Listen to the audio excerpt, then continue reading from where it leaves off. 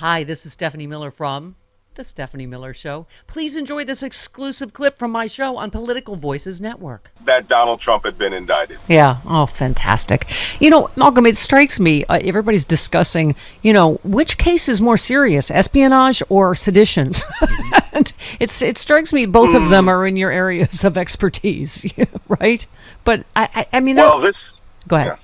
Go on. Go ahead. No, go ahead. I was going to say this certainly falls under my area of expertise because, as you know, I wrote a book called "They Want to Kill Americans," and we are seeing an alarming increase in people talking civil war. The United States should split up in the last 24 hours that I've seen in months. Yeah. I know. I mean, the fact that we have to monitor terrorist chatter for one, septuagenarian traitor being arrested today, it tells you everything you need to know. You retweeted someone that said the indictment of Trump for the horror of 1/6 is critically important to ensure America is still seen by so many around the world as the shining city on a hill. The world watches us closely. What happens in the U.S. has global implications for the future of democracy. Exactly what, you were over in Ukraine helping fight for, right? Well, we all have to work hard to keep the two pillars of democracy established, that out in the East and the fight in Ukraine.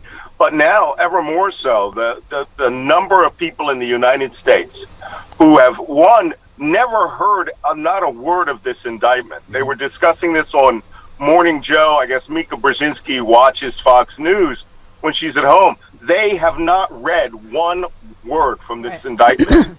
To the 80 million people or 71 million people that voted for Donald Trump have not a clue that he was actually committing crimes and that the crimes were in commission and underway, and they don't care. They're proud of it. Ron DeSantis made a point of saying, I haven't read it.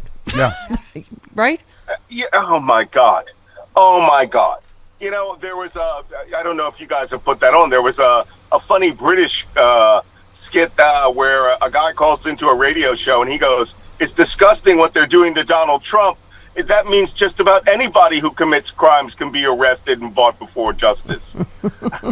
Yeah, exactly. Malcolm, what was your reaction? I mean, if you read it, it is just so powerful and clean and I think brilliant that he's obviously that Donald Trump is the only one named, that clearly he's going to indict these co-conspirators as well, but not in the same trial. I'm hearing more and more legal experts that are confident we are going to have this verdict before the election, which I think is the terrifying thing for all of us. Is he going to run out the clock again, right?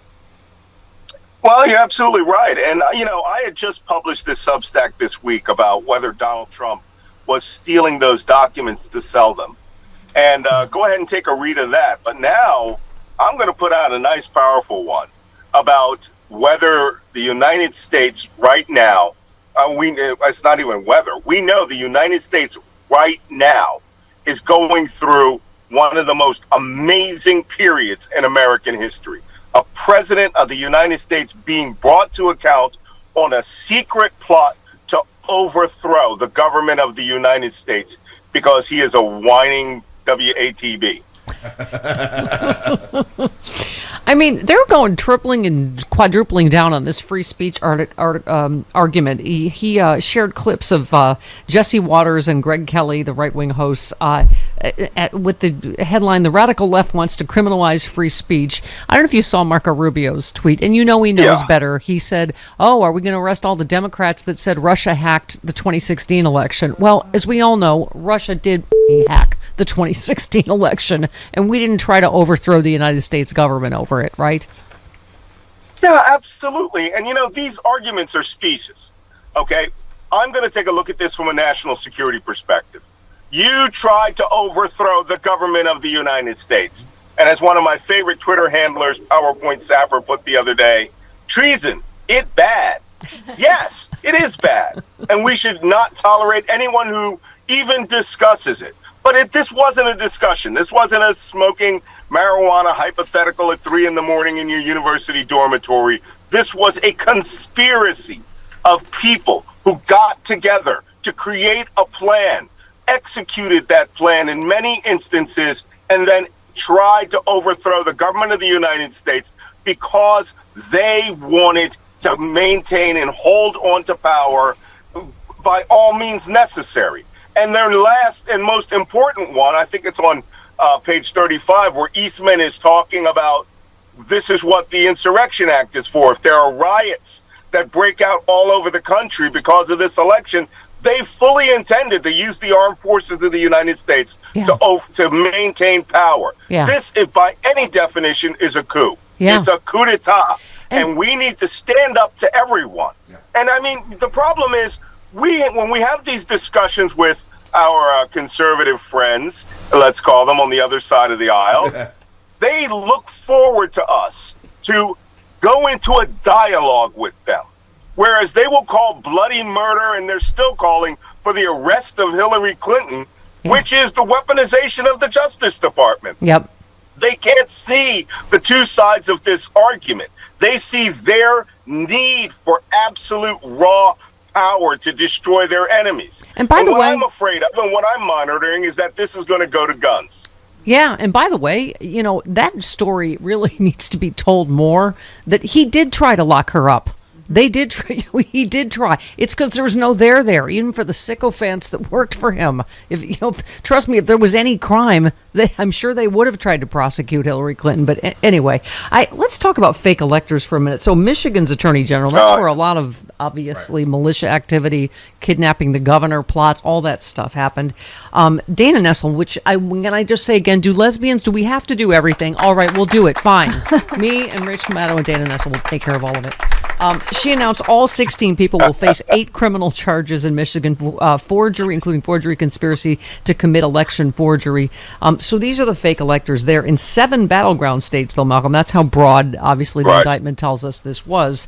Not just in Michigan, but in 7 battleground states. A Georgia prosecutor investigating possible illegal meddling has agreed to immunity deals with at least 8 fake electors. As we know, they've flipped there.